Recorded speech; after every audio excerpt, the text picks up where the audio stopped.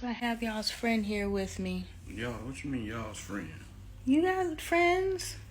You have folks out there looking out for you? Anyway, we're discussing how I have determined, because, me, I have determined that we don't necessarily love each other more, that we are trauma bonded. We are, whatever that is. I don't know the textbook definition. I just know the trauma in me loves the trauma in him. And I know this, or I feel I know this, because I looked up the definition of love, and all the definitions of love still don't tell you what love is.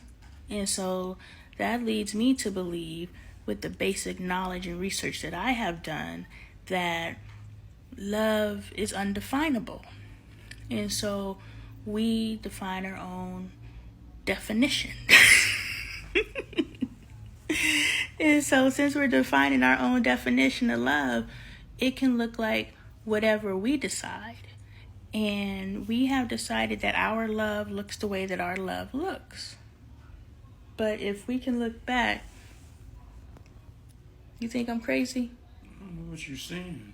I'm talking something. I'm going to play it back for you. But what I'm saying is, if we look back at how we have loved each other, and we have videos upon videos of demonstrating how we have loved each other in the past, has been us saying some pretty mean things to each other.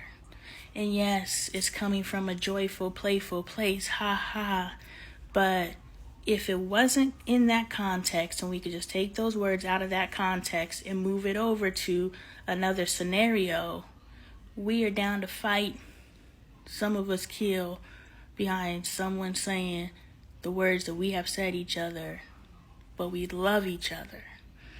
And so I just think we really need to explore what love truly means, because what we have experienced, or what we have settled on, is love, may not be love at all. And can you imagine that there's a deeper love, a greater love than we've already experienced out there? Mm-hmm. Like, y'all, those of you who are in love, there ain't nobody else on this earth for me but this man right here. Just on period.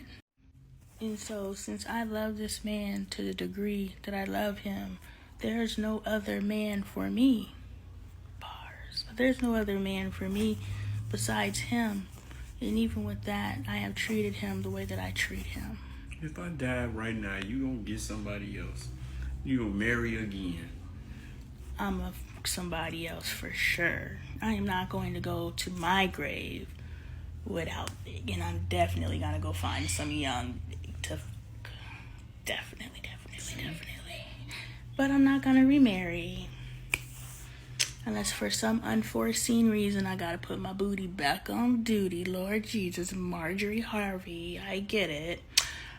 Lord willing, I ain't gotta put my booty back on duty. And I'm not, no shade, I understand. And she did it to the most expert perfection. And she found a man that loves her more than she loves him. And she forced him, it says it in his book, she forced him to rise to her level in order to be with her. He picked up the phone for another girl in front of her, and by the time he got off the phone, Marjorie was already at the door. And she said, break the cell phone and let me know it's real.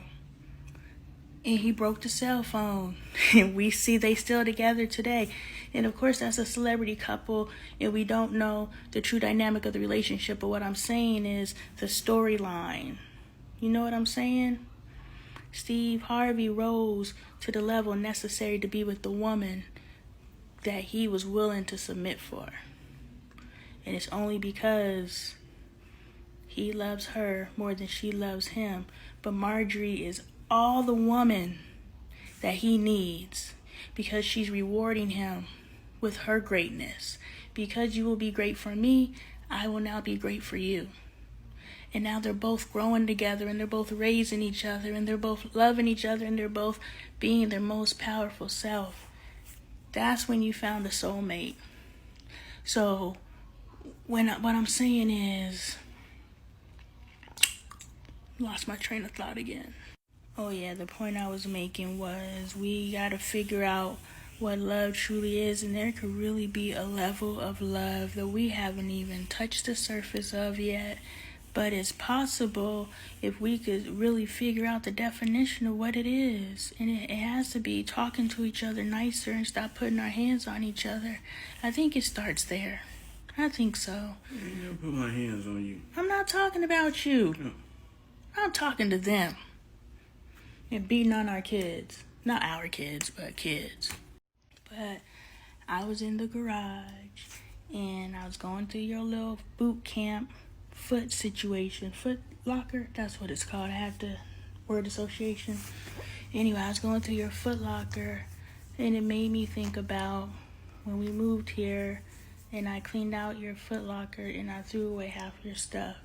And when you told me that it bothered you that I did that, I justified it by saying it was your old things anyway and you're with me and why are you carrying stuff from blah blah blah. But irregardless of your reason for carrying that stuff and how I justified it, I had no right to throw away your memories, throw away your history, and to disregard your feelings. So when I sit here and I get mad at you, this is a self-reflection moment. When I sit here and I get mad at you for not disclosing your feelings to me openly, I shut you down. You know what I'm saying? And I didn't even know I was doing that. And you probably didn't even recognize I was doing that. I don't even know what you're talking about. See, you're so used to the abuse that you didn't even recognize that that's what I was doing. I didn't either until I woke up and I realized, why am I treating someone that I love? And then, okay, you may not remember that, but when I cut up your Martin Luther King picture and use it as the backer of my picture, and then when you said something about it, I laughed about it. That did something to you. I didn't take your feelings seriously. And That was terrible. Yeah, and you don't have to admit the depths of your feelings on camera, but what I'm saying is that was wrong of me, and I didn't even see it. And those are the things that I do to a person I say that I love. And we do stuff like that all the time, irregardless of our motivation. We do things like that to the people we say we love. And I really think if that's what love looks like, I don't want it. I don't. And so I just want to apologize to you. I'm sorry. Yeah, sorry. And I think that we owe a lot of our children, our spouses, our families, ourselves, our friends, and just people in general. We owe them apologies. Because if we say we love someone, we wouldn't treat them the way that we do. I'm done.